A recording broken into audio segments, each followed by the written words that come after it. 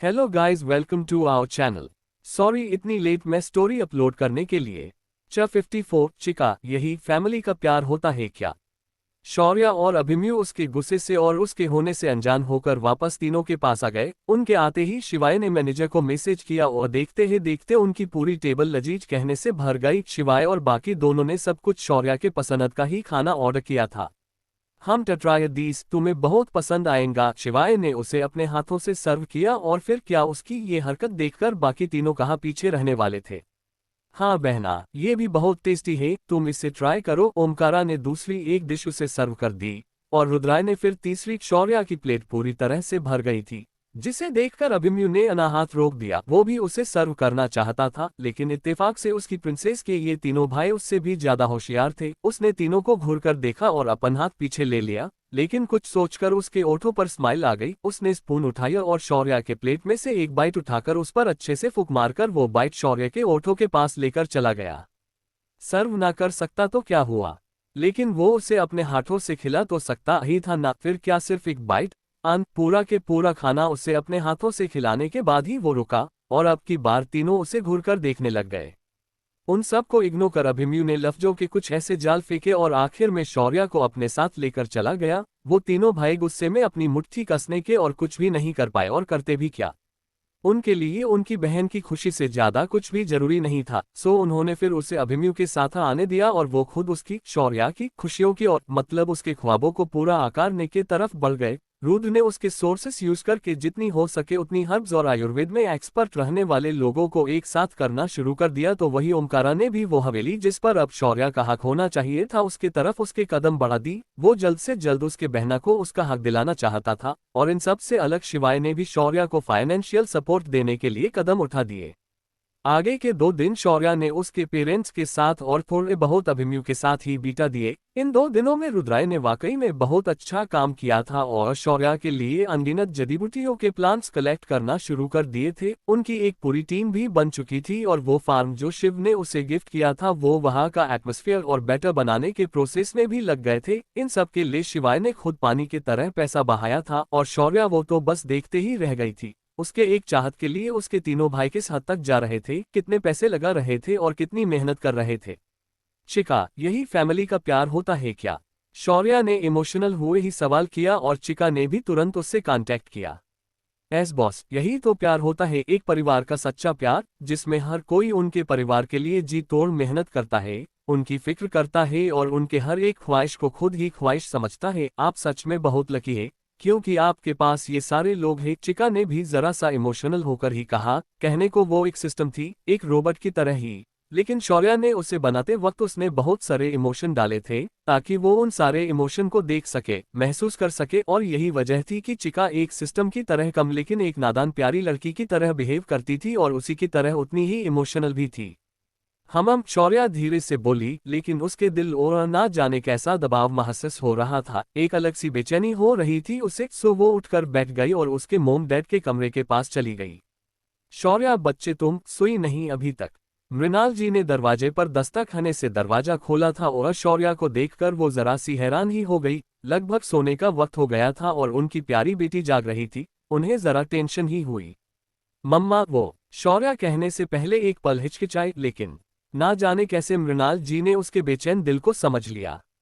अंदर आ जाओ बच्चा, और आज रात हमारे पास ही सो जाना। मृणाला जी ने प्यार से उसका हाथ थामा और उसे अंदर लेकर आ गई। संजीव जी ने भी उसे देखा तो वो एक पल हैरान हो गए, लेकिन अगले ही पल मुस्कुराकर उन्होंने शौर्या को अपने पास बुला लिया। मेरी प्यारी बच्ची, चलो यहाँ बैठो 1 मिनट। हाँ, संजीव जी ने उसे एक तरफ बैठने को कहा था और फिर कुछ सोचकर उन्होंने एक बड़ा सा मुलायम सा गलीचा बिछा दिया। शौर्य को वह बैठने के लिए बोल दिया। मृणाल जी समझ गई कि वो क्या करना चाह रहे हैं, सो उन्होंने भी ऑयल की शीशी उनके पास दे दी। डैड, आप क्या कर रहे हो। शौर्य ने कंफ्यूज होकर सवाल किया और एक बार उनके तरफ तो एक बार उसकी मोम की तरफ देखने लग गई। तुम्हारे सर की मालिश, और यकीन करो मुझसे अच्छा हेड मसाज इस दुनिया में कोई नहीं दे सकता है। ये जो तुम्हारे मोम के इतने लंबे लंबे मुलायम बाल हैं ना, ये सब तुम्हारे डैड के बदौलत है, पूछो तुम्हारे मोम से। संजीव ने मजाकिया टोन में मृणाल जी के तरह देखकर कहा और मृणाल जी ने मुस्कुराकर हाँ में सर हिला दिया।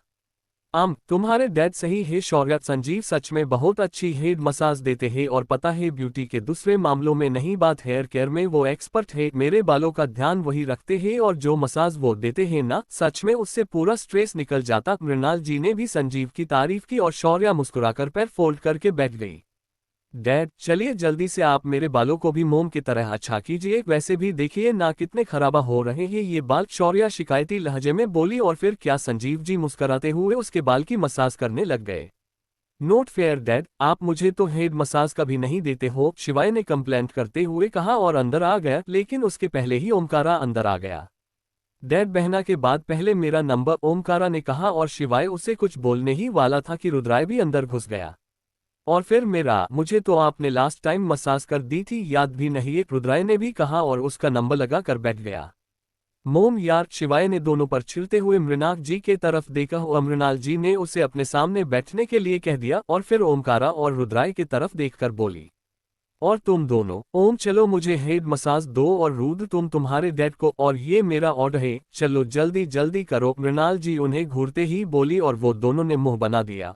लेकिन फिर अगले ही पल मुस्कुराते हुए उठे और उनके मोम डैड को अच्छे से हेड मसाज देने लग गए। ये इस तरह के पल आए दिन वो एक साथ बिताते थे।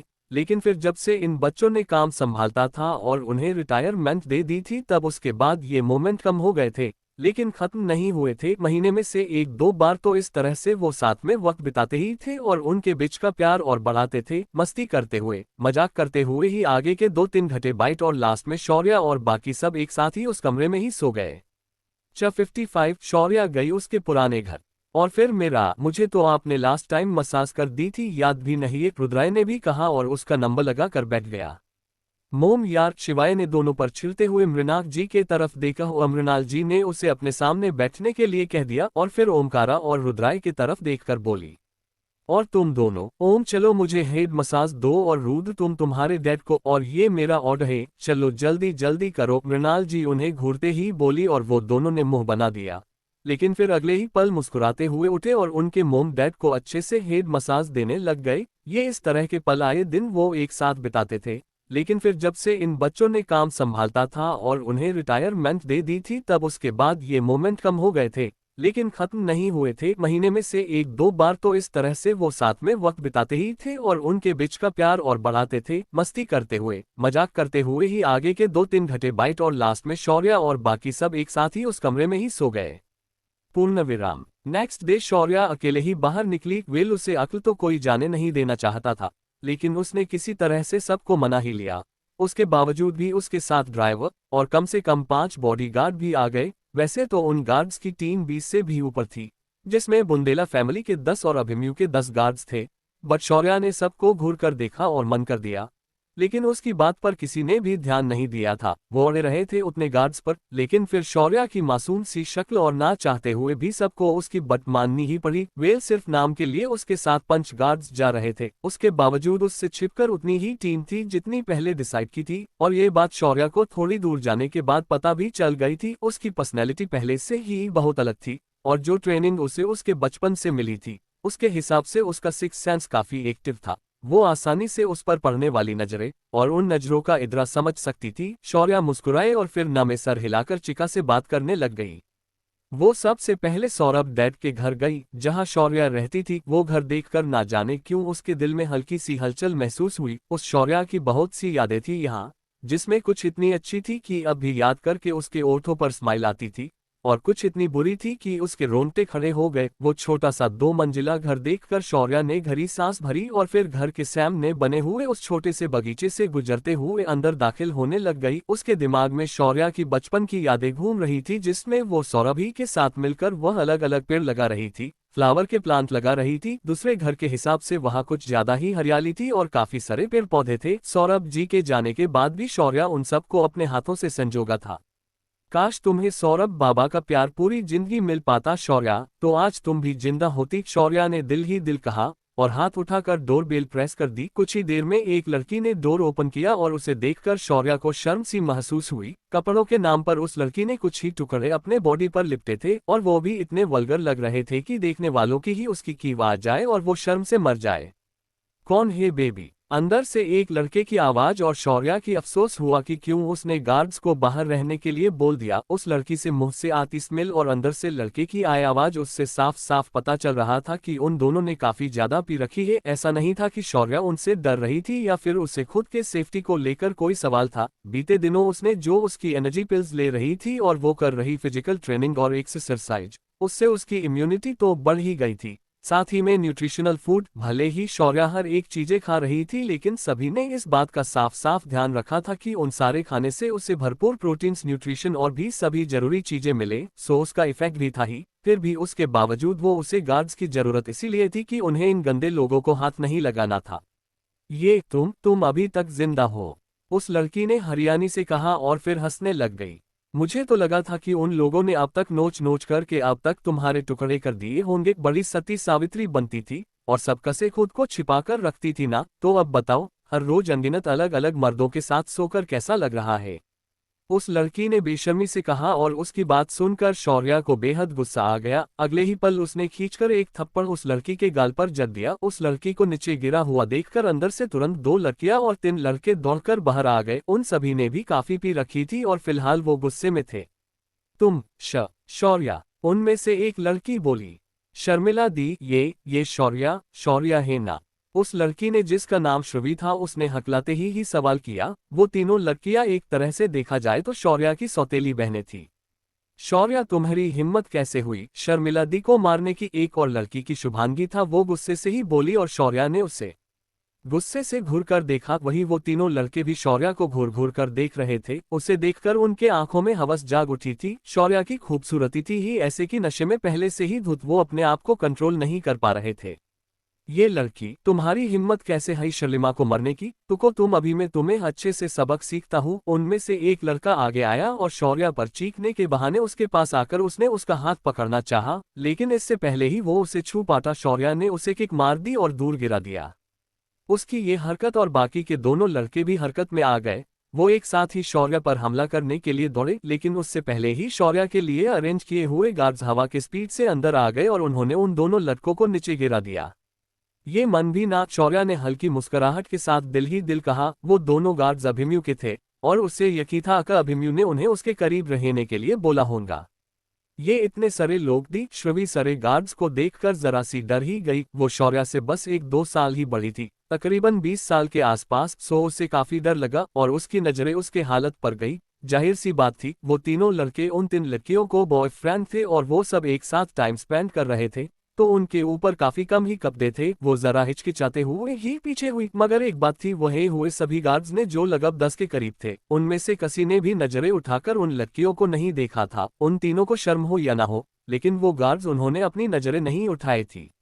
मुझे मेरा सामान लेना है यहाँ से, सो मेरे रास्ते से हटो और जो तुम्हें करना है वो करो, शौर्या ने कहा और अंदर आ गई। अंदर आते ही उसकी नजरें टेबल पर गिरी हुई बियर की बोतल्स, सिगरेट्स और वहां के कचेरे पर गई। सौरभ जी को कोई भी बुरी आदत नहीं थी, यहाँ तक के नफरत करते थे वो इस तरह से लोगों से जिन्हें ये शौक थे। उन्होंने ने कभी भी ये चीजें ना घर में लाए और ना ही ये चीजों को सेवन करने वाले किसी भी आदमी को उनके घर में आने दिया था। लेकिन अब घर की वो हालत देखकर शौर्या को बहुत ही बुरा लगा। वो तीनों बहनें अपने अयाशी में इतना खो गई थी कि उन्हें घर की साफ सफाई का भी ध्यान नहीं रहा था।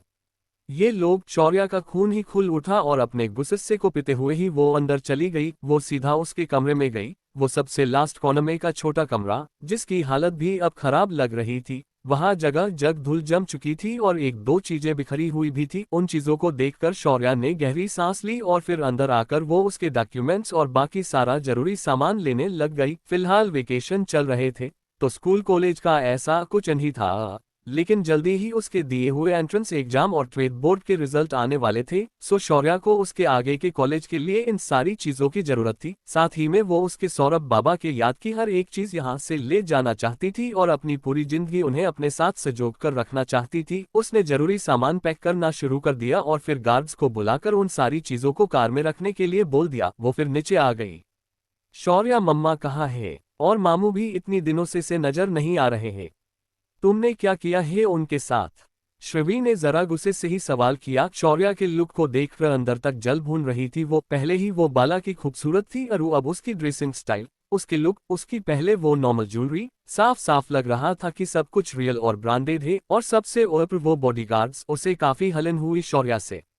देखो शौर्या, हमें कुछ नहीं करना कि तुम किससे साथ अपना मुंह काला कर रही हो और किस पर पाने ये हुस्न का जादू चलाकर लुट रही हो। हमें बस हमारी मम्मा वापस चाहिए। सो अगर तुमने उनके खिलाफ कुछ भी किया हो या फिर उन्हें किडनैप करके बंदी बनाकर रखा हो तो तुम इज्जत से उन्हें हमें वापस दे दो, वरना। शर्मिला ने भी गुस्से से कहा। वो अपना गुस्सा काफी रोकने की कोशिश कर रही थी और डर भी रही थी इतने सारे गार्ड्स को देखकर, मगर फिर भी उसने कहा ही और उन दोनों के लफ्ज सुन शौर्या के माथे की नस गुस्से से तार तार उड़ने लग गई। अगर ये पहले वाली शौर्या होती तो वो चुपचाप मान जाती और उनसे बहस नहीं करती, और कहीं ना कहीं उन्हें भी ऐसा ही लगता था कि शौर्या इस बार भी उनके सामने मुंह नहीं खोल पाएंगी। लेकिन वो कहाँ जानते थे ये शौर्या उनके उम्मीद से कितनी अलग और खतरनाक है। 56 तुम तीनों को मेरे बाबा का ये घर छोड़कर जाना होगा। शौर्या, मम्मा कहाँ है? और मामू भी इतनी दिनों से नजर नहीं आ रहे हैं। तुमने क्या किया है उनके साथ? श्रवी ने जरा गुस्से से ही सवाल किया। शौर्या के लुक को देखकर अंदर तक जल भून रही थी। वो पहले ही वो बाला की खूबसूरत थी और अब उसकी ड्रेसिंग स्टाइल, उसके लुक, उसकी पहले वो नॉर्मल ज्वेलरी, साफ साफ लग रहा था कि सब कुछ रियल और ब्रांडेड है, और सबसे ऊपर वो बॉडीगार्ड्स। उसे काफी हलन हुई शौर्या से। देखो शौर्या, हमें कुछ नहीं करना कि तुम किससे साथ अपना मुंह काला कर रही हो और किस पर पाने ये हुस्न का जादू चलाकर लुट रही हो। हमें बस हमारी मम्मा वापस चाहिए। सो अगर तुमने उनके खिलाफ कुछ भी किया हो या फिर उन्हें किडनैप करके बंदी बनाकर रखा हो तो तुम इज्जत से उन्हें हमें वापस दे दो, वरना। शर्मिला ने भी गुस्से से कहा। वो अपना गुस्सा काफी रोकने की कोशिश कर रही थी और डर भी रही थी इतने सारे गार्ड्स को देखकर, मगर फिर भी उसने कहा ही और उन दोनों के लफ्ज सुन शौर्या के माथे की नस गुस्से से तार तार उड़ने लग गई। अगर ये पहले वाली शौर्या होती तो वो चुपचाप मान जाती और उनसे बहस नहीं करती, और कहीं ना कहीं उन्हें भी ऐसा ही लगता था कि शौर्या इस बार भी उनके सामने मुंह नहीं खोल पाएंगी। लेकिन वो कहाँ जानते थे ये शौर्या उनके उम्मीद से कितनी अलग और खतरनाक है। क्या कहा तुमने? कम अगेन, शौर्या ने उसके खतरनाक ऑरा के साथ कहा, और शर्मिला डर से थर थर कांपने लग गई। शौर्या का वो डेडली ऑरा सिर्फ उस पर ही नहीं बल्कि वहां मौजूद सब पर चला था। यहाँ तक कि वो गार्ड्स भी हल्के डर से कांप उठे। उनकी मिस कितनी स्वीट और प्यारी थी, उनकी स्माइल, उनकी मासूमियत, सब कुछ कितना प्यारा और अच्छा था। मगर अब जो मिस शौर्या उनके सामने थी ना, उसे देखकर उन्हें लग रहा था कि जैसे वो दोनों कोई अलग अलग इंसान हो, डिफरेंट पर्सनैलिटी हो। द देखो शौर्या, में दी आप बोलो ना। श्रुवी हिम्मत करके कुछ बोलने को हुई, बट शौर्या की उस पर पड़ती लगातार नजरें उसकी सारी हिम्मत जवाब दे गई और वो जाकर उसके बड़ी बहन के पीछे छिप गई। दी, वो क्या बोलेंगी? और उसे जितना बोलना था वो बोल चुकी। अब मेरी बात सुनो, शौर्या ने उन तीनों को घूरकर देखते हुए कहा। क्या कहा था तुमने कि मैं किसी के साथ, अनगिनत मर्दों के साथ रातें गुजार रही हूँ, अपना मुंह काला कर रही हूँ, यही ना? हर एक लफ्ज कहते हुए शौर्या का गुस्सा अनगिनत रूप से बढ़ रहा था और उतना ही प्रेशर वो सभी उनके ऊपर महसूस कर रहे थे। नहीं नहीं, हम ऐसा नहीं। वो शुभांगी कुछ बोलने को हुई और शौर्या ने उसे कुछ ऐसे देखा कि वो फिर से चुप हो गई। तुम ऐसा नहीं, तुम्हारी मम्मा ऐसे नहीं, और ना ही तुम्हारा मामा। तुम सब तो दूध के धुले हुए हो ना।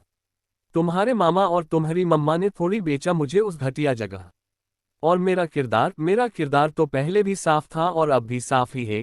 लेकिन तुम तीनों अपने आप को देखो और फिर बताओ कि कौन अपना मुंह काला कर रहा है। और रातें रंगीन नहीं, नहीं, तुम तो रातों के साथ साथ दिन भी रंगीन कर रहे हो, और सिर्फ इन तीनों के साथ ही नहीं बल्कि ना जाने कितनों के साथ। क्यों श्रवीदी, एक बात तो बताइए, ये आपका कितने नंबर का बॉयफ्रेंड है? और तुम दोनों, शुभांगी दी और शर्मिला दी, तुम दोनों भी बताओ कि ये तुम्हारे कितने नंबर के बॉयफ्रेंड है, और इससे पहले कितनों के साथ तुमने अपने रातें रंगीन की है और वन नाइट स्टैंड किया है? वेट अ मिनट, मैं अभी तुम्हें कुछ प्रूफ दिखाती हूँ, शौर्या ने कहा और अपने मोबाइल में कुछ करने लग गई। उसने तुरंत चिका को कांटेक्ट किया और उससे इन तीनों के बारे में सारी जानकारी निकालने के लिए कह दी। वो खुद एक बहुत बड़ी हैकर थी, सो ये उसके लिए भी मिनटों का काम था, लेकिन चिका वो ये सब सेकंड में कर सकती थी। आफ्टर ऑल, वो शौर्या की बने हुई सबसे एडवांस्ड टेक्नोलॉजी थी, उसका मुकाबला कोई भी नहीं कर सकता था। एंड जैसे कि उससे उम्मीद थी, उसने अगले 3 मिनट में ही तीनों लड़कियों की और उनके साथ साथ उन तीनों लड़कों की भी पूरी जन्म कुंडली शौर्या के मोबाइल पर आ गई, with photo and some video also. तो चलो, मुझे नाम रखने वाले और मुझ पर ये इल्जाम लगाने वाले कि मैंने कई यो के साथ रातें बिताई है, अब हम तुम्हारी सच्चाई देख लेते हैं, शौर्या ने कहा और सबसे पहले शर्मिला की जन्म कुंडली सबके सामने पेश कर दी। उसे देख शर्मिला की आंखें बड़ी बड़ी हो गई। सिर्फ उसके एक्स बॉयफ्रेंड के साथ की नॉर्मल तस्वीरें नहीं थी वो, बल्कि उनके साथ वो जो कांड कर रही थी वो तस्वीरें थी। वो अपनी बेड पर की फोटोज देखकर शर्मिला डर गई और शौर्या पर झपटने ही वाले थी कि शौर्या ने अपना हाथ पीछे ले लिया और उसके गार्ड्स भी आगे आ गए। इतनी जल्दी क्या है तुम्हें शर्मिला दी? अब तो शुभांगी दी और श्रवी दी की टर्न बाकी है, शौर्या ने कहा और फिर एक एक करके उन दोनों की भी फोटोज दिखा दी। मेरे पास वीडियो भी है, दिखाओ। नहीं, ऐसे कब तक मैं तुम सब की वीडियो दिखाती रहूंगी? एक काम करती हूँ, ये सब नामे सोशल मीडिया पर पोस्ट करती हूँ, एंड डोंट वरी तुम सबको टैग भी कर दूंगी, और हाँ तुम तीनों को भी, तुम्हारी रंगरलियों के साथ। शौर्या ने पहले उन तीनों लड़कियों से और फिर पीछे के लड़कों से कहा और वो सब के सब बुरी तरह से डर गए। हमने तुम्हें कुछ नहीं किया है, तुम हमें क्यों बीच में ले रही हो? और तुम तीनों, मुझे नहीं लगा था कि तुम तीनों इतनी घटिया हो। आज से तुम्हारा और हमारा कोई रिलेशन नहीं है, उन तीनों लड़कों ने बड़ी बारी कहा और फिर शौर्या के तरफ देखकर बोलने लग गए।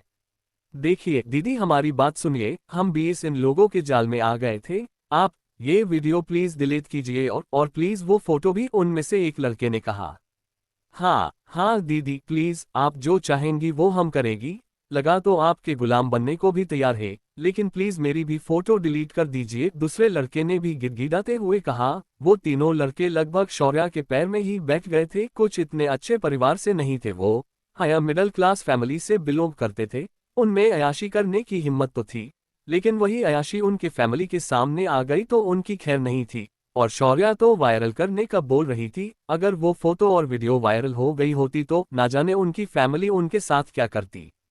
प्लीज दीदी प्लीज। आखिर में उन तीनों ने शौर्या के पैर ही पकड़ लिए और उस पल को कोसने लग गए जब वो इन तीनों से मिले थे। वैसे तो वो ये जानते थे कि वो तीनों बहुत बिगड़ी हुई है और इतनी आमिर भी न है, बट हाल ही में उनके पास बहुत सारा पैसा आ गया था, सो फिर क्या उन्होंने उस बात का फायदा उठाने का सोचा। उनके खर्चे भी आराम से निकल रहे थे और शराब और शबाब भी आराम से मिल रहे थे। वो क्यों मना करते भला? अभी तक शौर्या पर बुरी नजर रखने वाले वो कुछ ही पलों में उसे दीदी दीदी कहकर पुकारने लग गए।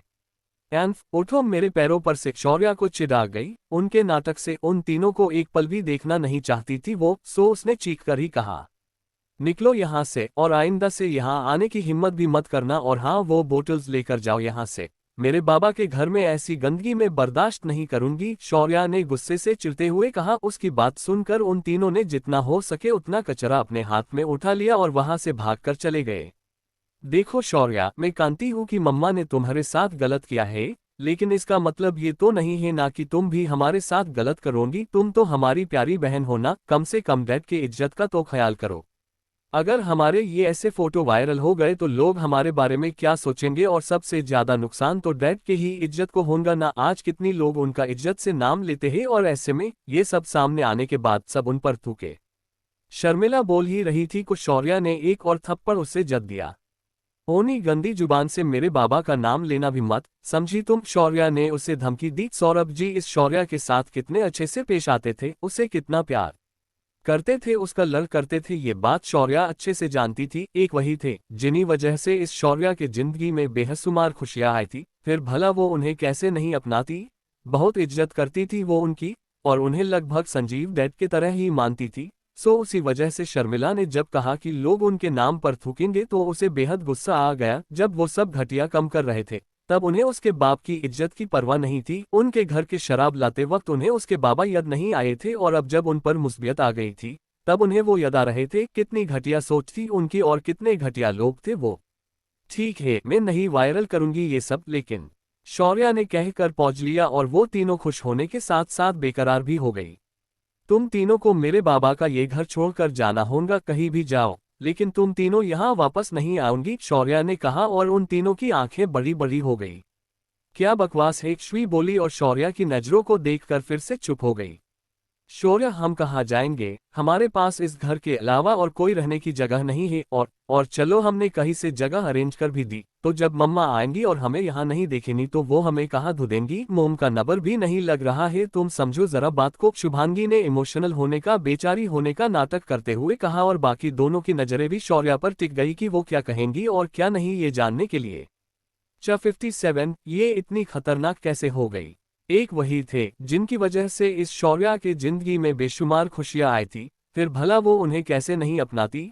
बहुत इज्जत करती थी वो उनकी, और उन्हें लगभग संजीव डैड के तरह ही मानती थी। सो उसी वजह से शर्मिला ने जब कहा कि लोग उनके नाम पर थूकेंगे तो उसे बेहद गुस्सा आ गया। जब वो सब घटिया कम कर रहे थे तब उन्हें उसके बाप की इज्जत की परवाह नहीं थी। उनके घर के शराब लाते वक्त उन्हें उसके बाबा याद नहीं आए थे, और अब जब उन पर मुसीबत आ गई थी तब उन्हें वो याद आ रहे थे। कितनी घटिया सोच थी उनकी और कितने घटिया लोग थे वो।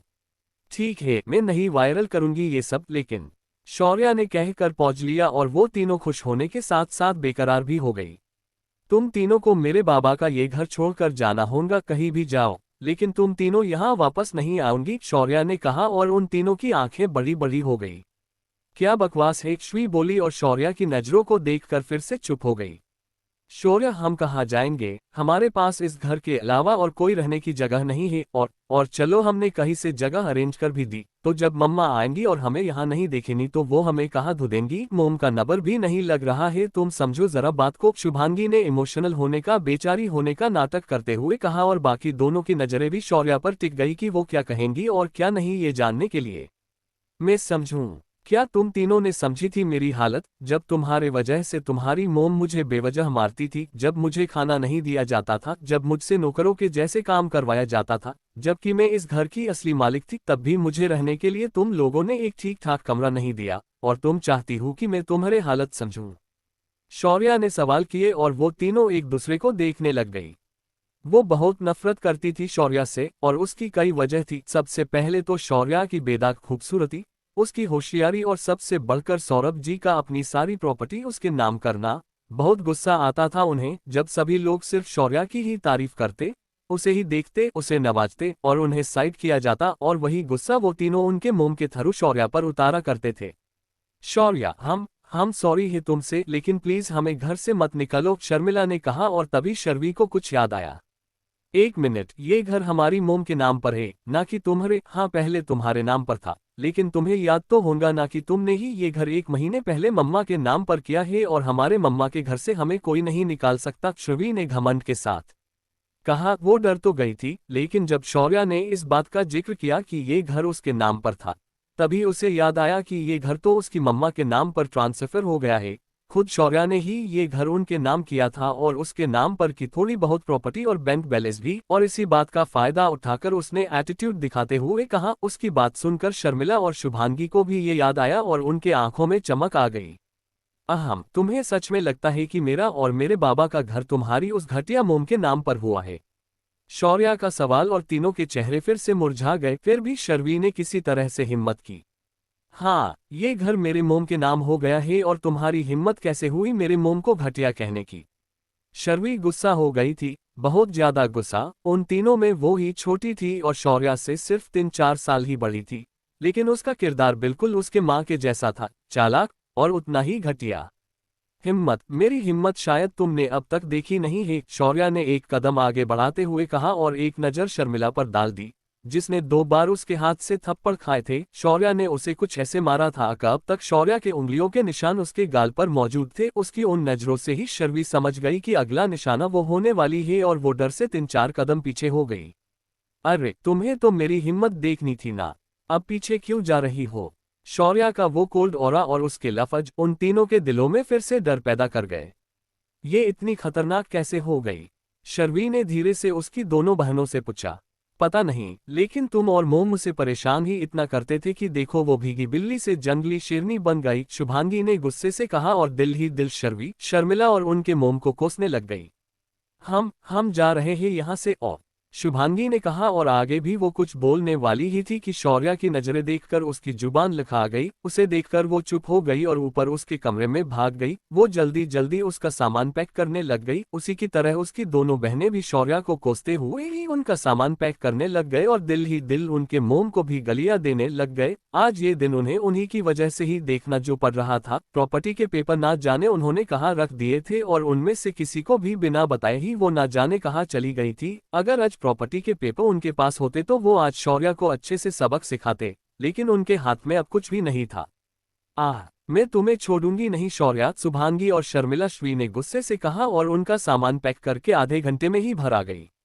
शौर्या को उनका चेहरा देखने का कोई इरादा नहीं था, सो उनके जाते ही उसने एक गार्ड्स को कुछ इंस्ट्रक्शन दिए और स्टाफ को अरेंज भी करने को बोल दिया ताकि वो इस घर की अच्छी से सफाई कर सके। शौर्या उसके बाबा के घर में उनमें से किसी का जरा सा अंश भी नहीं चाहती थी, सो सबको अच्छे से इंस्ट्रक्शन देने के बाद वो वह से निकल गई। बेचैन था उसका दिल जरा सा, सो उसने ड्राइवर से कार को किसी शांत जगह लेने के लिए कहा था। उसी एरिया में मौजूद एक गार्डन शौर्या की पसंदीदा जगह में से एक थी, काफी सुकून मिलता था उसे वहां, सो वो वहीं आ गई और बेंच पर बैठकर दूर तक फैले ही उस गार्डन को निहारने लगा गई।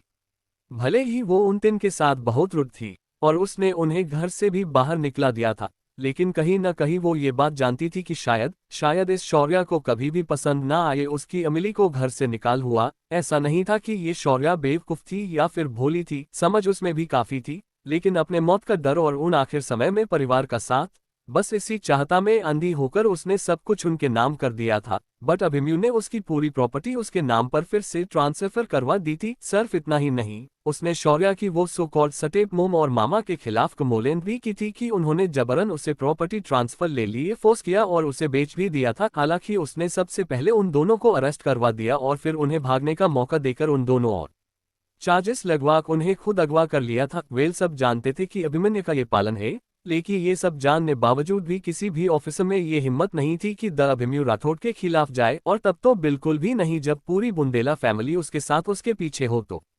58 तुम्हें किसी ने बताया है कि तुम पूर्णविराम उद्धरण चिन्ह। शौर्या को उनका चेहरा देखने का कोई इरादा नहीं था, सो उनके जाते ही उसने एक गार्ड्स को कुछ इंस्ट्रक्शन दिए और स्टाफ को अरेंज भी करने को बोल दिया ताकि वो इस घर की अच्छी से सफाई कर सके। शौर्या उसके बाबा के घर में उनमें से किसी का जरा सा अंश भी नहीं चाहती थी, सो सबको अच्छे से इंस्ट्रक्शन देने के बाद वो वह से निकल गई। बेचैन था उसका दिल जरा सा, सो उसने ड्राइवर से कार को किसी शांत जगह लेने के लिए कहा था। उसी एरिया में मौजूद एक गार्डन शौर्या की पसंदीदा जगह में से एक थी, काफी सुकून मिलता था उसे वहां, सो वो वहीं आ गई और बेंच पर बैठकर दूर तक फैले ही उस गार्डन को निहारने लगा गई। भले ही वो उन तीन के साथ बहुत रुड थी और उसने उन्हें घर से भी बाहर निकला दिया था, लेकिन कहीं न कहीं वो ये बात जानती थी कि शायद इस शौर्या को कभी भी पसंद ना आए उसकी अमिली को घर से निकाल हुआ। ऐसा नहीं था कि ये शौर्या बेवकूफ थी या फिर भोली थी, समझ उसमें भी काफी थी, लेकिन अपने मौत का डर और उन आखिर समय में परिवार का साथ, बस इसी चाहता में अंधी होकर उसने सब कुछ उनके नाम कर दिया था। बट अभिमन्यु ने उसकी पूरी प्रॉपर्टी उसके नाम पर फिर से ट्रांसफर करवा दी थी। सिर्फ इतना ही नहीं, उसने शौर्या की वो सो कॉल्ड स्टेप मोम और मामा के खिलाफ कंप्लेंट भी की थी कि उन्होंने जबरन उसे प्रॉपर्टी ट्रांसफर ले लिए फोर्स किया और उसे बेच भी दिया था। हालांकि उसने सबसे पहले उन दोनों को अरेस्ट करवा दिया और फिर उन्हें भागने का मौका देकर उन दोनों और चार्जेस लगवा उन्हें खुद अगवा कर लिया था। वेल सब जानते थे कि अभिमन्यु का ये पालन है, लेकिन ये सब जानने बावजूद भी किसी भी ऑफिसर में ये हिम्मत नहीं थी कि द अभिमन्यु राठौड़ के खिलाफ जाए, और तब तो बिल्कुल भी नहीं जब पूरी बुंदेला फैमिली उसके साथ उसके पीछे हो। तो प्रिंसेस अभिमन्यु की आई वो शांत सी आवाज और शौर्या के अंदर चल रहा हर एक तूफान एक पल में ही खत्म हो गया। उसने गहरी सांस छोड़ी और अभिमन्यु उसके पास आकर बैठ गया। शौर्या ने बिना उसके तरफ देखे ही उसके कंधे पर सर रख दिया और एक सुकून भरी मुस्कान उसके ओठों पर लेकर आ गई। उसके साथ मौजूद गार्ड्स ने आज की सारी बातें अभिमन्यु और बुंदेला फैमिली को भी बता दी थी। वैसे तो वो सभी वहां आने के लिए निकले थे, उनके प्रिंसेस को अकेले कैसे छोड़ सकते थे वो, लेकिन फिर अभिमन्यु ने उन दोनों से, मृणाल जी और संजीव जी से, यहाँ शौर्या के पास आने की इज्जत मांग ली और उनसे वादा किया कि वो शौर्या को बिल्कुल सही से घर लेकर आएगा। उसका कहना और वो दोनों चाहकर भी उसकी बात टाल ना पाए, और शौर्या के तीनों भाई भी वो जानते थे कि शौर्या अभिमन्यु से कितनी जुड़ी हुई है, सो उन्होंने भी इस बार कुछ नहीं कहा और उन दोनों के घर लौटने का इंतजार करने लग गए। अभिमन्यु को ड्राइवर से पता चल गया था कि शौर्या यहाँ है, और सिर्फ इतना ही नहीं, उसके हर पल की इन्फॉर्मेशन उसे मिल रही थी। अभिमन्यु भी जल्दी ही वहां आने के लिए निकल गया और आधे से भी कम वक्त में पूरा रास्ता पार करके वो यहाँ आ गया। शौर्या शांति से बैठी थी, उसकी नजर ना जाने कहाँ खोई हुई थी और वो एक डायरेक्शन में बिना कुछ भी मूवमेंट करे देख रही थी। काफी देर से वो वैसे ही बैठी थी और उसे ऐसे देख कर अभिमन्यु को बुरा लग रहा था। एक पल उसे लग रहा था कि शायद उसे शौर्या को कुछ अकेला वक्त देना चाहिए। चाहे जो भी हो, उन लोगों के साथ वो बचपन से रहती आ रही है और उनके वजह से उसने काफी कुछ सहा है, लेकिन फिर उसकी फिक्र में वो उसे वैसे बैठने भी नहीं दे सकता था। आखिर में उसने उसे पुकार ही लिया। उसके आवाज सुनने के बावजूद भी शौर्या वैसे ही बैठी हुई थी। अभिमन्यु को उसकी उतनी ही फिक्र हो रही थी। वो उसके पास आकर बैठ गया और अगले ही पल शौर्या के सर का भार उसे अपने कंधे पर महसूस हुआ। उसकी नजरें उस ओर गई और उसने शौर्या के ओठों पर वो प्यारी सी स्माइल जो सुकून से राहत से भरपूर थी वो देखी। जानते हो मन, मैं आज बहुत रिलीफ फील कर रही हूँ। मैं हमेशा से समझती थी कि वो लोग मुझसे जरा भी प्यार नहीं करते हैं और मेरा यूज कर रहे हैं, और कहीं ना कहीं मुझे ये भी पता था कि आगे चलकर एक दिन ये लोग मुझे धोखा जरूर देंगे, बट मैंने कभी नहीं सोचा था कि वो मुझे बेचने और मुझे मारने की भी प्लानिंग करेंगे। शौर्या ने शांति से कहा, उसकी आंखें अभी भी सामने कहीं पर टिकी हुई थी। खैर, शौर्या ने गहरी सांस छोड़ी। आप जानते हो, ये जो आज मैंने किया है ना, मैं वो पहले भी कर सकती थी। मेरे लिए मुश्किल नहीं था उन सब लोगों को घर से निकलाना या फिर उनसे दूर होना। बाबा ने सब कुछ मेरे नाम पर किया हुआ था और प्रोफेसर सावंत से इस बारे में बात भी की हुई थी। मेरा सिर्फ उन्हें एक बार आवाज देना और वो मेरे लिए खड़े रहते। बट फिर भी मैं ये नहीं करना चाहती थी। बाबा बहुत प्यार करते थे उनसे, बहुत ज्यादा। वो शुरुआत से ही जानते थे कि को उन्हें धोखा दे रही है, बट फिर भी कहते हैं ना, प्यार पर हमारा जोर नहीं पड़ता। कुछ ऐसा ही था बाबा के साथ। हालांकि वो समझ गए थे कि उनका प्यार सिवाय उन्हें धोखे के और कुछ नहीं देने वाला है, और यही वजह थी कि उन्होंने सब मेरे नाम पर किया। बट वही वजह, उनका वो बेशुमार प्यार ही हमेशा मुझे रोकता रहा, और शायद से मेरे बाबा की वही खासियत, सबको अपनी फैमिली को बेशुमार प्यार करना, मेरी कमजोर बन गई। शौर्या ने सामने देखते हुए ही कहा, ये जो फीलिंग वो बयाना कर रही थी वो असली शौर्या की फीलिंग थी। तुमने सब कुछ उनके नाम पर क्यों किया प्रिंसेस? अभिमन्यु को शुरुआत से ही ये सवाल था। जिस तरह से शौर्या का किरदार था, उस हिसाब से वो किसी का जुल्म सहने वाली तो नहीं लगती थी, और ना इतनी कमजोर थी कि कोई जोर जबरदस्ती से उसके हाथों से सब छीन ले। फिर अचानक से क्यों उसने सब कुछ, उसकी पूरी प्रॉपर्टी उनके नाम कर दी? अभिमन्यु ने ये सावला किया और शौर्या ने अपनी आंखें बंद कर ली। क्या कहती वो उससे कि वो मरने वाली थी? उसे कैंसर था जो लास्ट स्टेज पर था, और उन आखिरी दिनों में उसे उसके फैमिली का प्यार चाहिए था। इस वजह से उसे सब कुछ उनके नाम कर दिया था, इस सोच के साथ कि जब नहीं सब कुछ मिल जाएगा तो वो उसे अपना लेंगे। हालांकि उसने ऐसा ही सोचा था, लेकिन वो ये सच अभिमन्यु को बता नहीं सकती थी। कैसे बताती वो कि उसकी रिबर्थ हुआ है, और ये जिसकी बॉडी है वो उसकी सोल है ही नहीं, बल्कि उसकी अपनी बड़ी बहन है, जिसके साथ किस्मत से ऐसा मजाक किया था वो कई सालों से कहीं कैद थी। सब कुछ जरा मुश्किल ही था बताना। क्या मैं ये नहीं बताने का ऑप्शन चुन सकती हूँ? शौर्या ने आखिर उसकी तरफ देखा और आंखें में चमक लेकर आ गई। उसके चेहरे पर अभी वही क्यूट से एक्सप्रेशन थे, जिसे देखकर सब कुछ भूल जाते थे और उसकी बात मानने पर मजबूर हो जाते थे। तुम्हें किसी ने बताया है कि तुम? अभिमन्यु कहते हुए उसकी तरफ देखने लग गया और उसकी आंखें शौर्या की ग्रीनिश आंखों पर आकर रुक गई। कि मैं क्या? शौर्या ने भी उसकी आंखों में देखा और अभिमन्यु ने सामने बढ़कर उसके ओठों पर छोटी सी किस कर दी। कि तुम हद से ज्यादा मासूम आया प्यारी हो, और जब भी तुम ऐसे देखती हो ना, तो तुम्हारे चेहरे पर की क्यूटनेस सामने वाले की दिल की धड़कन तक के रुका सकती है। अभिमन्यु का कहना, और शौर्या के गाल शर्म से जल उठे। 59, बस तुम खुश रहा करो। क्या कहती वो उससे कि वो मरने वाली थी? उसे कैंसर था जो लास्ट स्टेज पर था, और उन आखिरी दिनों में उसे उसके फैमिली का प्यार चाहिए था। इस वजह से उसे सब कुछ उनके नाम कर दिया था, इस सोच के साथ कि जब नहीं सब कुछ मिल जाएगा तो वो उसे अपना लेंगे। हालांकि उसने ऐसा ही सोचा था, लेकिन वो ये सच अभिमन्यु को बता नहीं सकती थी। कैसे बताती वो कि उसकी रिबर्थ हुआ है, और ये जिसकी बॉडी है वो उसकी सोल है ही नहीं, बल्कि उसकी अपनी बड़ी बहन है, जिसके साथ किस्मत से ऐसा मजाक किया था वो कई सालों से कहीं कैद थी। सब कुछ जरा मुश्किल ही था बताना। क्या मैं ये नहीं बताने का ऑप्शन चुन सकती हूँ? शौर्या ने आखिर उसकी तरफ देखा और आंखें में चमक लेकर आ गई। उसके चेहरे पर अभी वही क्यूट से एक्सप्रेशन थे, जिसे देखकर सब कुछ भूल जाते थे और उसकी बात मानने पर मजबूर हो जाते थे। तुम्हें किसी ने बताया है कि तुम? अभिमन्यु कहते हुए उसकी तरफ देखने लग गया। वह उसकी आंखें शौर्या की ग्रीनिश आंखों पर आकर रुक गई। कि मैं क्या? शौर्या ने भी उसकी आंखों में देखा और अभिमन्यु ने सामने बढ़कर उसके ओठों पर छोटी सी किस कर दी। कि तुम हद से ज्यादा मासूम और प्यारी हो, और जब भी तुम ऐसे देखती हो ना, तो तुम्हारे चेहरे पर की क्यूटनेस सामने वाले की दिल की धड़कन तक के रुका सकती है। अभिमन्यु का कहना, और शौर्या के गाल शर्म से जल उठे। अभिमन्यु उसे देखकर मुस्कुराया और शौर्या भी उसके तरफ शर्म भरी नजरों से देखने लग गई। और कुछ काम है तुम्हें कि अब हम घर जाए? अभिमन्यु ने धीरे से सवाल किया और उसे अपनी बाहों में लेकर वहीं बैठा रहा। एकेडमिक का काम था। मैं आर्किटेक्ट के लिए एडमिशन लेना चाहती हूँ। एंट्रेंस एग्जाम और बाकी सब तो हो चुका है, अब सिर्फ रिजल्ट का इंतजार है, शौर्या ने कहा और कुछ सोचने लग गई। क्या हुआ? कोई प्रॉब्लम है क्या? अभिमन्यु ने उसे खोया हुआ देखकर सवाल किया। हाँ, एक टिचली मेरे एग्जाम वो इतने अच्छे नहीं गए थे। एंट्रेंस एग्जाम का कोई प्रॉब्लम नहीं है, मैं उसमें आसानी से टॉप कर लूंगी, लेकिन बोर्ड्स। शौर्या कहकर चुप हो गई। अगर बोर्ड्स में कम परसेंटेज आए तो प्रॉब्लम तो नहीं होगा ना। शौर्या ने अब की बार अभिमन्यु की तरफ देखकर टकटकी ललाते हुए उसकी तरफ देखने लग गई। उसे सच में अब फिक्र हो रही थी। नहीं, कोई प्रॉब्लम नहीं होगा, मैं हूं ना, सब कुछ देख लूंगा। बस तुम खुश रहा करो। और ऐसा नहीं है कि बोर्ड्स इंपॉर्टेंट नहीं है, बट एंट्रेंस एग्जाम तो अच्छे गए हैं ना तुम्हारे, सो सब कुछ अच्छे से हो जाएगा। अभिमन्यु ने उसे नॉर्मल करने के लिए कहा।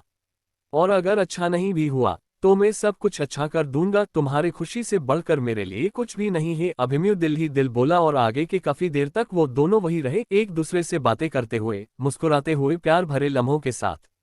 थोड़ी देर बाद अभिमन्यु उसे लेकर बुंदेला हाउस चला गया और वहां भी किसी ने भी उसे पैम्पर करने में कोई कमी न रखी। आगे के हफ्ता ऐसे ही बीत गया, पूरी फैमिली के लाड दुलार में और अभिमन्यु के बेशुमार प्यार में। शौर्या तो बहुत खुश थी सबका साथ पाकर। इस दौरान शिवाय के दिए हुए फार्म पर हर्ब्स की पहली फसल भी लग गई थी और उसकी टीम भी रेडी हो गई थी। उसका इंटरेस्ट देखकर संजीव जी ने इंडिया के टॉप आयुर्वेदिक डॉक्टर और जड़ी बूटियों के एक्सपर्ट को बुलाया था ताकि वो शौर्या को गाइड कर सके। अब उन्हें ये बात कहाँ पता थी कि उनके बेटी उन एक्सपर्ट से भी ज्यादा एक्सपर्ट है। चिका के साथ भी उसका काम अच्छा चल रहा था और वो उसके नए रिसर्च पर भी ध्यान दे रही थी। और उसकी हैकिंग स्किल, उसे देखकर तो हैकर्स के दुनिया में उसी का बोलबाल हो गया था। इतना मुश्किल मिशन उसने कुछ ही घंटों में पूरा कर दिया था। शुरुआत में इस बात पर किसी को भरोसा नहीं था, सो फिर क्या शौर्या की एबिलिटी चेक करने के लिए उसे कम से कम 5 से भी ज्यादा हार्ड मिशन दे दिए गए और उन हर एक मिशन को शौर्या ने कुछ मिनट्स में ही पूरा कर दिया। उसके इस कारनामे की वजह से उसकी डिमांड बहुत बढ़ गई थी और उसे तरह तरह के ऑफर आ रहे थे। उन मिशन से भी उसने काफी सारे पैसे कमाए थे। निशी पर भी वो लगातार ध्यान दे रही थी। रुद्राय ने उसे कहा था कि निशी के ऑपरेशन का कोई भी चार्ज हॉस्पिटल नहीं लेगा, लेकिन शौर्या ने उसे वैसा करने के लिए मना कर दिया। अभिमन्यु ने भी उसे समझाया, लेकिन शौर्या नहीं मानी। वो अड़ी रही कि निशी के सर्जरी और मेडिसिन का जो भी खर्चा आएगा से पे वो खुद करेगी और उसकी जिद पर सभी को उसकी बात माननी पड़ी। उन सबको कहीं ना कहीं ये लगा था कि जो कार्ड्स उन्होंने उसे दिए हैं शौर्या उसे ही यूज करके बिल पे करेगी। वो जानते नहीं थे कि वो आखिर किसका कार्ड्स यूज करने वाली है। सो फिर क्या उन सभी ने उनके दिए हुए कार्ड्स में कम से कम 5-5 करोड़ की अमाउंट और डाल दी ताकि उसके पैसे खर्च ना हो। बट शौर्या ने किसी का भी कार्ड यूज नहीं किया था। ये बात सभी को परेशान कर रही थी कि उसके पास इतने पैसे कहाँ से आए और अगर उसके पास इतने पैसे थे तो वो उन लोगों के साथ उनके जुल सहते हुए क्यों रहती थी। बट शौर्या हट होंगी इस वजह से किसी ने भी कोई सवाल नहीं किया। उद्धरण चिन्ह, शौर्या बच्चे क्या कर रही हो। मृणाल जी की आए आवाज और शौर्या ने डोर की तरफ देखा। उसके कमरे का डोर ओपन ही था तो मृणाल जी ने नॉक करके उसे आवाज लगा दी। नथिंग मम्मा, आइए ना अंदर। शौर्या ने उसके हाथ में की बुक एक साइड रख दी और मृणाल जी को अंदर आने के किए बोल दिया। हम बीजी हो। मृणाल जी अंदर आ गई और उन्होंने प्यार से शौर्या के बालों को संवारते हुए सवाल किया। नहीं, आप कहाँ जा रहे हो क्या। शौर्या बोली और मृणाल जी ने हाँ में सर हिलाया। मैं ऑक्शन में जा रही थी, तुम ज्वाइन करोगी मुझे। मृणाल जी ने आंख में चमक लाते ही कहा। अगर शौर्या उनके साथ आती है तो वो उसे सोशली सबके सामने एज अ फैमिली कहकर इंट्रोड्यूस भी कर देंगी। शौर्या बुंदेला जा की बेटी है, ये न्यूज वो अभी बाहर पता चलने नहीं देने वाले थे। सो नहीं चाहते थे कि शौर्या इतनी जल्दी सबकी नजरों में आए और उनके दुश्मन उसका फायदा उठाए। बट मृणाल जी की इंतजार नहीं हो रहा था। वो चाहती थी कि सारी दुनिया ये बात जाने कि शौर्या उनकी प्रिंसेस है, बुंदेला जा की इकलौती प्रिंसेस, और उसे उतना मान भी दे जितना बुंदेला सा के सभी प्रिंस को मिलता है। बट उसकी सिक्योरिटी के वजह से वो इस बात के लिए मान गई और ज्यादा नहीं कम से कम फमिलू कहकर तो वो शौर्या को उनके फ्रेंड्स से इंट्रोड्यूस करके मिलवाएंगी। ये सोचकर एक्साइटेड हो गई। ओके, मैं आपके साथ आती हूँ, बट मम्मा के क्या पहनूं। शौर्या उनके आंखों में चमक देखते ही खुश हो गई थी। आजकल उसे उसकी खुद की खुशी से ज्यादा उसके फैमिली की खुशी की परवाह थी। वो सभी उसे खुश करने के लिए बहुत कुछ करते थे और शौर्या भी उनके एक मुस्कान के लिए उनकी हर एक बात मानती थी। शौर्या ने उन्हीं से पूछा कि वो आज कौन सी ड्रेस पहने और कसी टायर हो, और बेस उसका इतना सा सवाल मृणाल जी के स्माइल को और भी बढ़ा गया। मेरी बेटी ना, एक मिनट। हाँ, मृणाला जी शौर्या के वॉकिंग वार्डरोब में गई और उसके लिए ड्रेस देखने लग गई। शौर्या भी उनके पीछे ही थी। मृणाला जी ने फिर एक व्हाइट कलर का काफी खूबसूरत और एलिगेंट गाउन उसे निकाल कर दे दिया और उस पर की मैचिंग एक्सेसरी और बाकी जरूरत का सामान भी दे दिया। मैं 2 मिनट में चेंज करके आती हूँ। शौर्या वो ड्रेस लेकर वह से चली गई। अरु 2 मिनट में ही उसे लेकर आ भी गई। उसके आने तक मृणाल जी ने उसके लिए मेकअप का जरा सा सामान भी निकाल कर रख दिया था। शौर्या ये क्या बच्चे, तुम ये सारे प्रोडक्ट यूज नहीं करती हो? मृणाल जी ने उससे आते ही सवाल किया। शौर्या को जो भी प्रोडक्ट उन्होंने और उसके भाइयों ने दिए थे उनमें से कुछ ही ओपन किए हुए थे और उन्हें देखकर लग रहा था कि उनका यूज बमुश्किल से 1 या 2 बार किया गया है। बाकी सारा सामान की तो अभी तक पैकेजिंग भी ओपन नहीं थी। नहीं नहीं मम्मा, मुझे मेकअप पसंद नहीं है और वो सब मुझे सूट भी नहीं कर रहा है, शौर्या ने कहा। चिका के थ्रू उसने उसकी बने हुई ब्यूटी मेडिसिन मंगवाई थी। वैसे तो उसे उसकी जरूरत नहीं थी और ना ही उसे उसके लुक से फर्क पड़ता था, लेकिन चिका ने कहा था कि हर बॉयफ्रेंड को उनके गर्लफ्रेंड जितनी सुंदर हो उतनी ही ज्यादा पसंद आती है। शौर्या जानती थी कि अभिमन्यु के लिए भी लुक्स मैटर नहीं करते हैं, लेकिन अच्छे दिखने में भी तो कोई बुराई नहीं है ना, इसीलिए वो उसकी मेडिसिन और क्रीम ही लेती थी। उसने उससे गिफ्ट में आए हुए कुछ क्रीम यूज करके देख ली, मगर वो उसे सूट नहीं हो रही थी, सो उसने उन्हें फिर वैसे ही रख दिया। सूट नहीं कर रहा है तो बच्चा इसे यहाँ क्यों रख दिया? मेड से कहकर तुम्हें उसे फेंक देना चाहिए था ना, अगर गलती से यूज करने में आ गया तो तुम्हें तकलीफ होगी ना शोना, मृणाला जी फिक्र से बोली और उन्होंने इंटरकॉम से मेड को बुलवाकर वो सारा सामान वह से हटवा भी दिया। शोना, मैं तुम्हारे लिए स्किन स्पेशलिस्ट को बुलवाती हूँ, एक बार हम तुम्हारे सारे ट्रीटमेंट कर लेंगे और चेक करेंगी कि तुम्हें किसी चीज से एलर्जी तो नहीं है और उन्हीं से फिर तुम्हारे लिए ब्यूटी प्रोडक्ट भी ले लेंगे। वैसे तो मेरी बेटी को किसी प्रोडक्ट की जरूरत नहीं है, बट तुम्हारे काम आएंगी वो, मृणाल जी ने कह और फिर खुद अपने हाथों से उसे तैयार करने लग गई। 60 कौन है वो लड़की और मुझे ऐसे क्यों देख रही है? प्रश्नवाचक चिन्ह उद्धरण चिन्ह। नहीं नहीं मम्मा, मुझे मेकअप पसंद नहीं है और वो सब मुझे सूट भी नहीं कर रहा है, शौर्या ने कहा। चिका के थ्रू उसने उसकी बने हुई ब्यूटी मेडिसिन मंगवाई थी। वैसे तो उसे उसकी जरूरत नहीं थी और ना ही उसे उसके लुक से फर्क पड़ता था, लेकिन चिका ने कहा था कि हर बॉयफ्रेंड को उनके गर्लफ्रेंड जितनी सुंदर हो उतनी ही ज्यादा पसंद आती है। शौर्या जानती थी कि अभिमन्यु के लिए भी लुक्स मैटर नहीं करते हैं, लेकिन अच्छे दिखने में भी तो कोई बुराई नहीं है ना, इसीलिए वो उसकी मेडिसिन और क्रीम ही लेती थी। उसने उससे गिफ्ट में आए हुए कुछ क्रीम यूज करके देख ली, मगर वो उसे सूट नहीं हो रही थी, सो उसने उन्हें फिर वैसे ही रख दिया। सूट नहीं कर रहा है तो बच्चा इसे यहाँ क्यों रख दिया? मेड से कहकर तुम्हें उसे फेंक देना चाहिए था ना, अगर गलती से यूज करने में आ गया तो तुम्हें तकलीफ होगी ना शोना, मृणाला जी फिक्र से बोली और उन्होंने इंटरकॉम से मेड को बुलवाकर वो सारा सामान वह से हटवा भी दिया। शोना, मैं तुम्हारे लिए स्किन स्पेशलिस्ट को बुलवाती हूँ, एक बार हम तुम्हारे सारे ट्रीटमेंट कर लेंगे और चेक करेंगी कि तुम्हें किसी चीज से एलर्जी तो नहीं है और उन्हीं से फिर तुम्हारे लिए ब्यूटी प्रोडक्ट भी ले लेंगे। वैसे तो मेरी बेटी को किसी प्रोडक्ट की जरूरत नहीं है, तुम हो ही इतनी प्यारी और खूबसूरत, बट फिर भी वो तुम्हारे काम आएंगी, मृणाल जी ने प्यार से शौर्या के गल को थाम कर कहा और शौर्या मुस्कुराए। उसके बाद मृणाल जी ने खुद उसे अपने हाथों से तैयार किया। उसके लंबे बालों को अच्छे से संवारकर प्यारी सी हेयर स्टाइल बना दी। बहुत प्यार से तैयार कर रही थी वो शौर्या को। ये फीलिंग उन दोनों के लिए काफी स्पेशल थी। मृणाला जी ने हमेशा ख्वाब देखा था एक बेटी का, उसे ऐसे ही तैयार करने का और उसके साथ फिर एक बार अपना बचपन जीने का, और वही शौर्या भी कहीं ना कहीं चाहती थी कि जैसे दूसरे की मोम उन्हें तैयार करती है, प्यार करती है, वैसे ही उसकी मोम भी उसके लिए करे। एंड फाइनली वो ख्वाबा पूरा हो गया था। बहुत प्यारी लग रही हो, जस्ट लाइक अ प्रिंसेस, मृणाला जी ने उसकी नजर उतारकर उसके कान के पीछे काजल का टिका लगाकर कहा। उनकी बात सुनकर शौर्या मुस्कुराते हुए उनके गले लग गई। हम लगूंगी ही ना, मुझे आपने, मेरी मम्मा ने जो तैयार किया है, शौर्या प्यार से बोली और फिर एक दूसरे का हाथ पकड़े ही वो दोनों बाहर ऑक्शन में जाने के लिए रेडी हो गई। सिटी के टॉप होटल में ये ऑक्शन रखा हुआ था। लगभग हर एक रिच फैमिली इस ऑक्शन में शामिल होने आई थी। मीडिया रिपोर्टर्स की भी काफी गर्दी थी वहां, जो आने वाले हर एक गेस्ट का कवरेज ले रही थी। मृणाल जी को इस बात का अंदाजा था और उनके असिस्टेंट ने भी ये बात जल्दी ही उन्हें ये इन्फॉर्म कर दी, जिसे सुनकर मृणाल जी एक पल सोच में पड़ गई।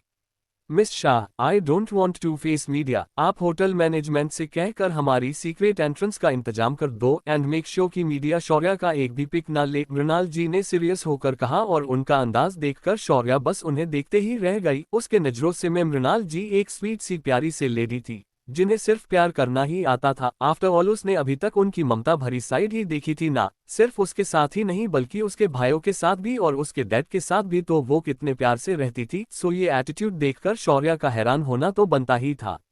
बॉस, आपकी मोम एक जमाने में एक टॉप की बिजनेस वीमेन रह चुकी है और सिर्फ इतना ही नहीं, उन्होंने लगातार 5 सालों तक business man of the year का अवार्ड भी जीता था। ऐसा कोई नहीं था जो उन्हें टक्कर दे सके, चिका ने कहा। और उसकी बात सुनकर शौर्या मुस्कुराई। वेल शी कनोज को उसकी मोम बिजनेस वीमेन रह चुकी है, बट उनका ये ऑरा उसने आज पहली बार देखा था तो थोड़ा शौक होना तो बनता ही है ना। उनके कहने पर ही उनकी असिस्टेंट मिस शाह ने सब कुछ हैंडल कर दिया और सीक्रेटली ही वो होटल में इंटर हो गए।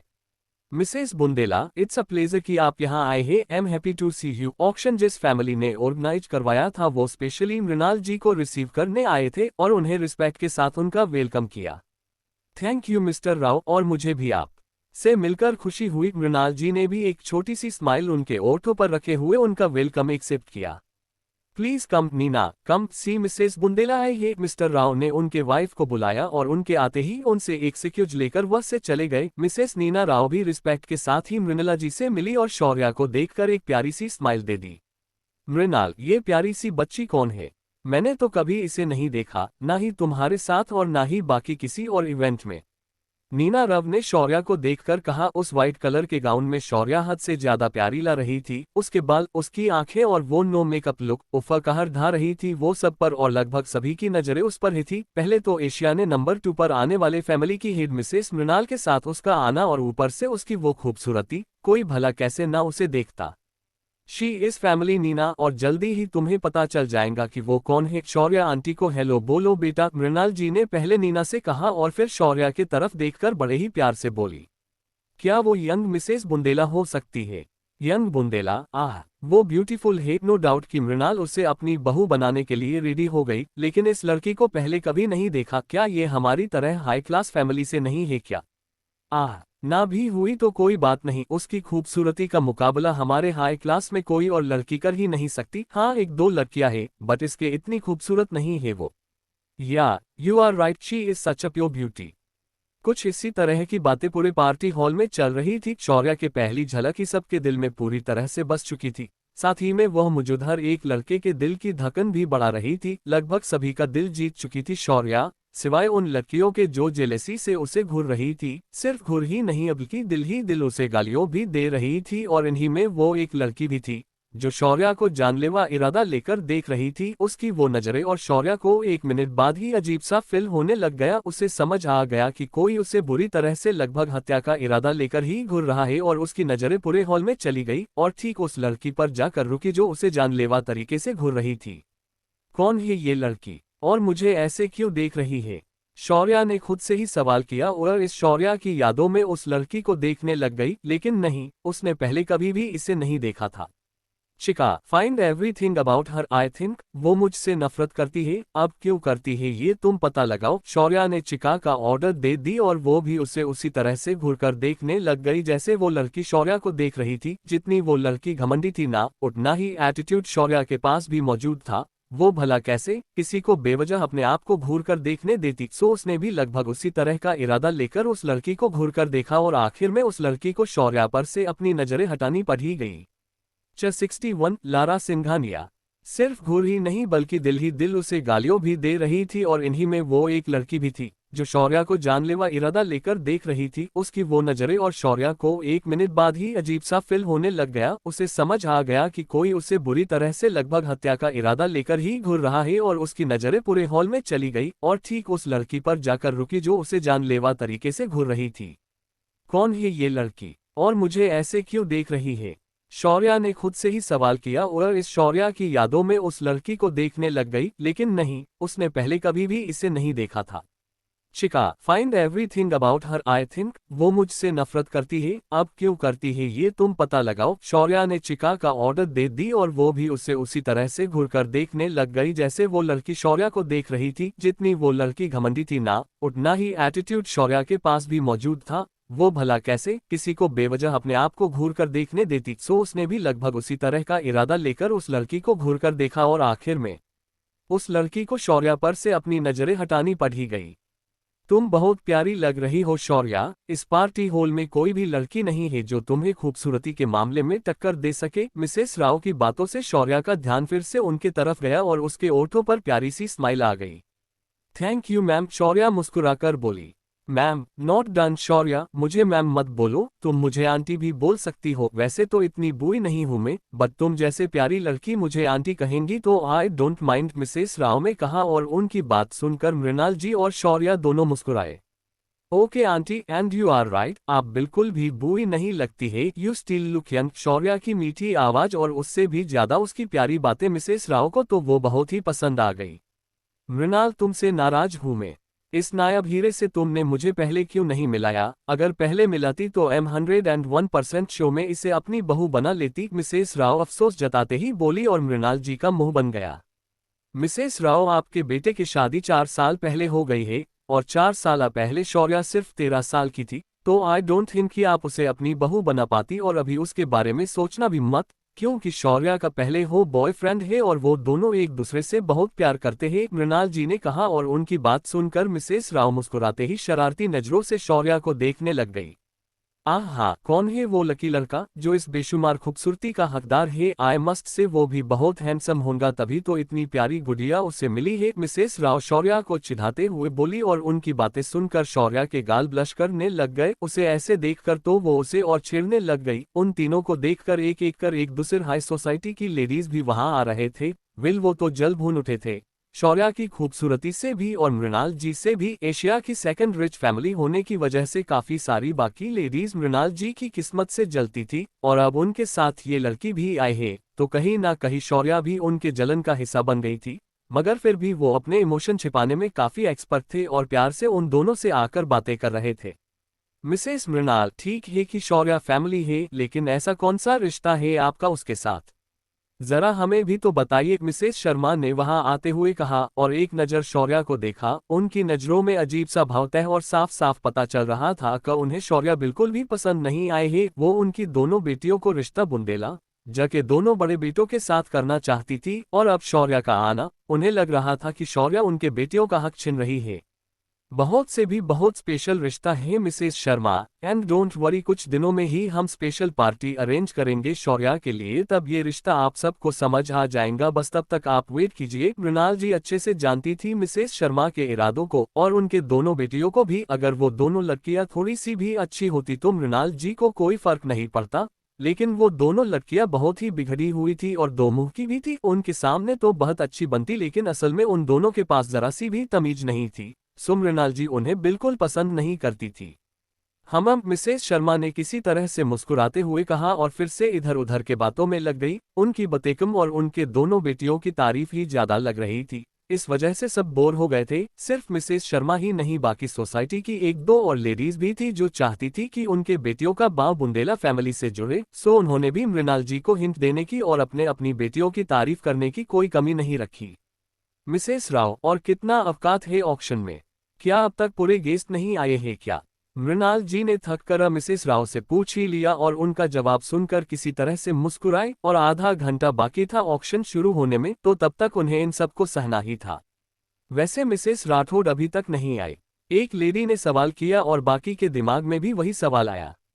पूर्ण विराम। हम राठौड़ फैमिली का कोई भी नहीं दिख रहा है, क्या बात है मिसेस राव, लगता है आपके कनेक्शन थोड़े कम हो रहे हैं, तभी तो देखिए ना राठौड़ फैमिली के एक भी मेंबर यहाँ नहीं आए हैं, मिसेस सिन्हा ने टोंट करते हुए कहा और मिसेस राव गुस्से से उन्हें घूरने लग गई। कनेक्शन का कोई मसला नहीं है मिसेस सिन्हा, हमारे कनेक्शन तो अभी तक स्ट्रॉन्ग ही है, लेकिन लगता है आपके कनेक्शन ही थोड़े वीक हो गए हैं, तभी तो आपको पता नहीं है कि राठौड़ फैमिली के कोई भी मेंबर यहाँ नहीं है सिवाय अभिमन्यु राठौड़ के, और ये बात तो तुम सब जानते हो ना कि अभिमन्यु को ऐसी पार्टी में आना पसंद नहीं है, सो इसीलिए वो नहीं आया है, मिसेस राव ने कहा और मिसेस सिन्हा किसी तरह से मुस्कुराए और फिर बहाना बनाकर वहां से चली गई। 5-1 मिनट में मृणाल जी ने भी बहाना बनाया और शौर्या को लेकर एक साइड आ गई। मम्मा, अभिमन्यु के फैमिली कहाँ है, मैं भी एक बार भी उनसे नहीं मिली हूँ, वो यहाँ नहीं रहते क्या, शौर्या ने बैक टू बैक सवाल किए। अभिमन्यु के पुराने घर पर वो रह रही थी, तब भी अभिमन्यु वह अकेला ही रहता था, और फिर बाद में जब उसने शिफ्ट कर दिया था उसके बाद भी उसके घर पर उसके कोई खास फैमिली मेंबर्स नहीं आए थे, उसके साथ शौर्या सब कुछ भूल जाती थी, सो उसने इस बात पर कभी ध्यान नहीं दिया, लेकिन अब जब उन सब की बात निकली ही थी तो उसे मृणाल जी पूछना ही बेहतर लगा।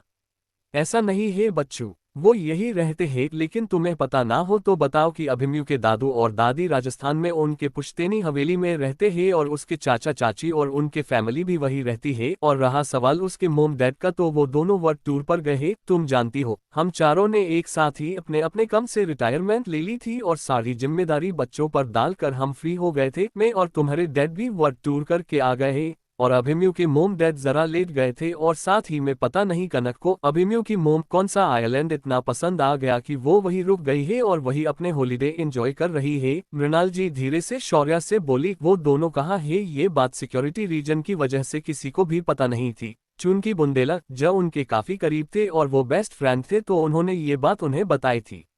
और रहा सवाल तुमसे मिलने का, तो मैं तुम्हें बता दूं कि मैंने अभी तक उन्हें ये नहीं बताया है कि तुम हमें मिल गई हो।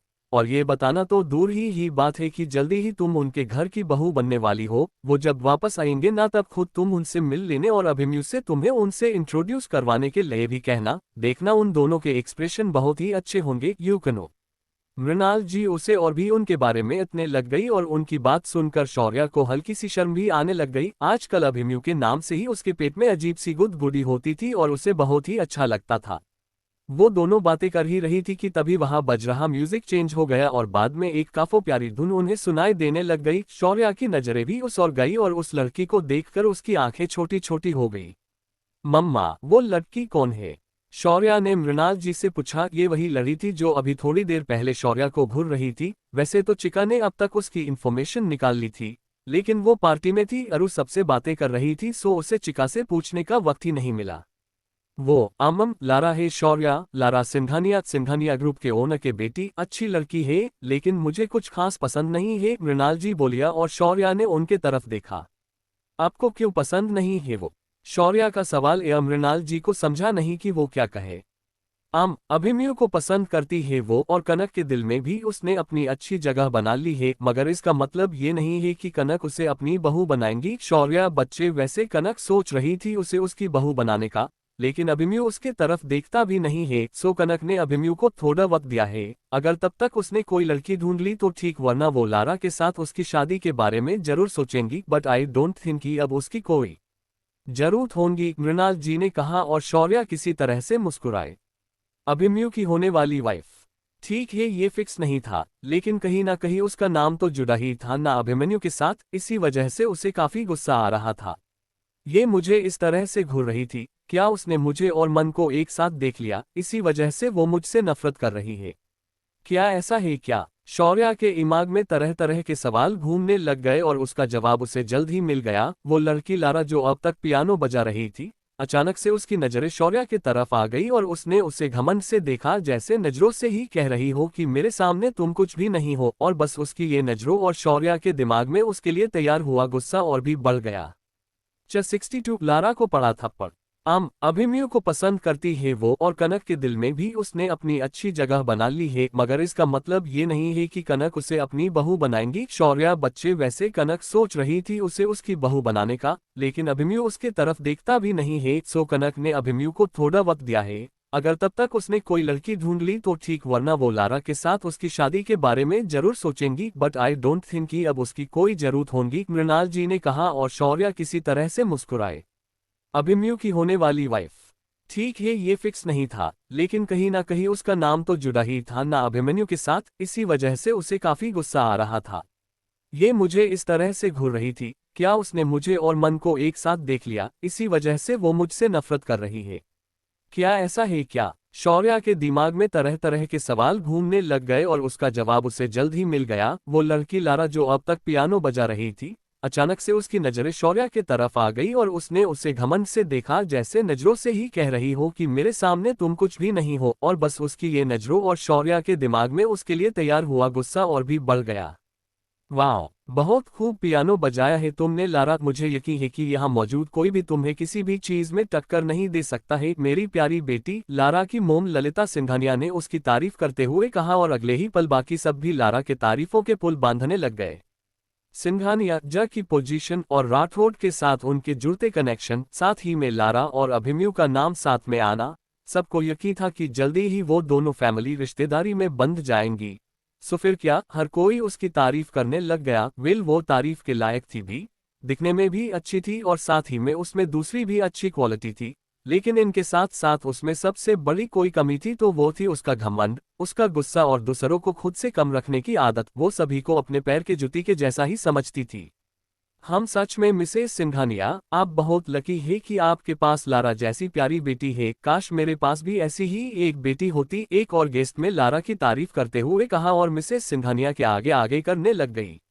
वेल, ये ऐसी तारीफ मृणाल जी ने काफी बार सुनी हुई थी और उन्हें उन तारीफों से कोई फर्क भी नहीं पड़ता था। आखिर उनकी बेटी जो उनके पास नहीं थी, लेकिन अब उन्हें ये बात बहुत चुभ गई। उनकी बेटी आज उनके साथ थी और वो भी किसी भी मामले कम नहीं थी। वो यहाँ मौजूद सबसे खूबसूरत थी और प्यारी भी। उन्होंने मुंह बनाते हुए उन्हें देखा और उनकी रिएक्शन देखकर शौर्या मुस्कुरा उठी। मम्मा रिलैक्स, इतना क्यों जेलेस हो रही है आप? शौर्या उनके पास आकर उनका हाथ पकड़ते हुए बोली। मृणाल जी ने उसकी बात सुनकर जो रिएक्शन दिया ना, उसे देखकर तो उसे और हंसी आ गई और वो धीरे से हंस पड़ी, लेकिन उसकी हंसी ने लारा का ध्यान उसके तरफ खींच लिया और उसे लगा कि शौर्या उस पर ही हंस रही है। तुम्हारी हिम्मत कैसे हुई मुझ पर हंसने की? लारा ने गुस्से से शौर्या के तरफ पॉइंट करते ही सवाल किया, लेकिन शौर्या का ध्यान अब भी उसकी खूबसूरत मुंह पर था जो बच्चे की तरह जेलेस हो रही थी। वो उन्हें देखकर मुस्कुरा रही थी और लारा को लगा कि वो लड़की ना सिर्फ उस पर हंस रही है बल्कि वो उसे इग्नो भी ला रही है। ये लड़की, इसने पहले मेरे अभी को मुझसे छिना और अब मुझे घमंड दिखा रही है, मुझ पर हंसकर मुझे इग्नो कर रही है। इसे तो मैं छोड़ूंगी नहीं। वो कनक आंटी भी ना जाने कहाँ जाकर बस गई है, वापस आने का नाम ही नहीं ले रही है। बस एक बार मेरी और अभिमन्यु की शादी हो जाने दो, फिर मैं एक एक करके सभी को देख लूंगी और इस लड़की को तो अभी सबक सिखाती हूँ मैं। लारा ने दिल ही दिल कहा और नफरत भरी नजरों से शौर्या को देखने लग गई। बाकी सबकी नजरें भी लारा पर और शौर्या पर टिकी हुई थी। उन्हें समझ नहीं आ रहा था कि लारा आने अचानक ऐसे क्यों कहा, और जब उन्होंने शौर्या को देखा तो उससे यूं प्यारा हंसता हुआ देखकर वो सब देखते ही रह गए। आह, ये इतनी ज्यादा प्यारी है कि मैं इस पर से अपनी नजरें नहीं हटा पा रहा हूँ। लगभग सभी के दिल में कुछ ऐसे ही एक्सप्रेशन थे और सब लोग ऐसा ही सोच रहे थे। शौर्या की खूबसूरती ने उन सभी पर बहुत ही गहरा जादू कर दिया था। तुम लड़की, मैं तुम न से बात कर रही हूँ, लारा ने जोर से चीखकर कहा और 2-3 कदम शौर्या की तरफ चली गई। उसे लगा था कि उसके सपोर्ट में वहां मौजूद लोग कुछ कहेंगे और शौर्या को बुरा भला कहकर उसकी इंसल्ट करेंगे, लेकिन किसी ने भी कुछ नहीं कहा और उसे और भी गुस्सा आ गया। सो वही कुछ कदम उसके पास चली गई। Excuse me. शौर्या और मृणाल जी दोनों चौंक गई थी उसकी आवाज से। वो दोनों तो उनकी दुनिया में मशगूल थी और ना जाने कहां से ये टपक पड़ी और इतना बेसुरा चीखकर उनके प्यारे से पल को खराब कर रही थी। तुम, शौर्या को यूं अनजान बनता हुआ देखकर लारा और भी गुस्सा हो गई और वो कुछ बुरा बोलने ही वाली थी कि तब तक मृणाल जी एक कदम आगे आ गई। माइंड योर वर्ड्स लारा, अगर एक भी बुरा वर्ड तुमने मेरी शौर्या के खिलाफ बोला ना तो याद रखना, ये मृणाल बुंदेला तुम्हें कहीं का नहीं छोड़ेंगी। मृणाल जी ने कोल्ड लहजे में धमकी देते ही कहा और उनकी धमकी सुनकर वह मौजूद हर कोई कांप उठा।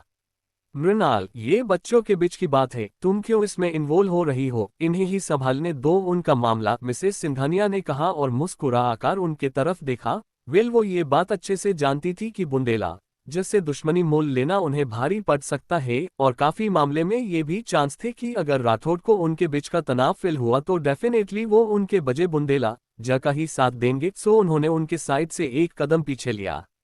बच्चों के बीच की बात? मिसेस सिंघानिया, लगता है आपकी अनकहे और कान दोनों खराबा हो गए हैं। बच्चों के बीच की बात तब होती जब दोनों एक दूसरे से कुछ कहते या फिर एटलीस्ट एक दूसरे से टकराते, फिर समझ में आ जाता कि किसी तरह के मनमुटाव की वजह से वो एक दूसरे पर इल्जाम लगा रहे हैं। लेकिन यह तो सीन ही अलग है। मेरी शौर्या तो तुम्हारी इस बेटी को जानती भी नहीं है और उसके बावजूद ये उसके साथ ऐसा बिहेव कर रही है। लुक्स की तुमने उसकी परवरिश ठीक से नहीं की है, मृणाल जी ने बड़े ही ठंडे लहजे में स्ट्रिक्ट लफ्जों के साथ कहा और मिसेस सिंघानिया गुस्से से उनके तरफ देखने लग गई। शौर्या के ओठों पर भी एक घमंड भरी स्माइल थी। वेल, नो डाउट कि वो चारों, शौर्या और उसके तीनों भाई, उनके मोम के वजह से ही इतने स्ट्रोंग थे। उनके जीन्स उन सब के अंदर आए थे। मिसेस बुंदेला, आप मेरी परवरिश पर ऐसे ही कैसे जा सकती है?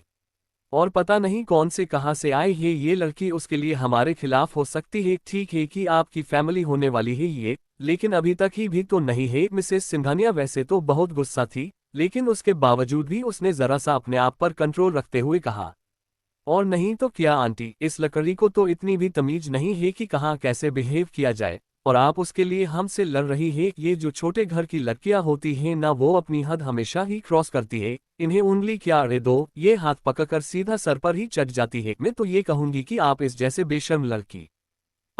लारा गुस्से से उसके अंदर छिपी नफरत निकाल ही रही थी कि उतने में उसके गाल पर किसी ने तेज तमाचा जड़ दिया और उसका चेहरा एक साइड हो गया। किसने मरा लारा को थप्पड़, जानेंगे अगले पार्ट में। Thanks for watching. Next episode come soon.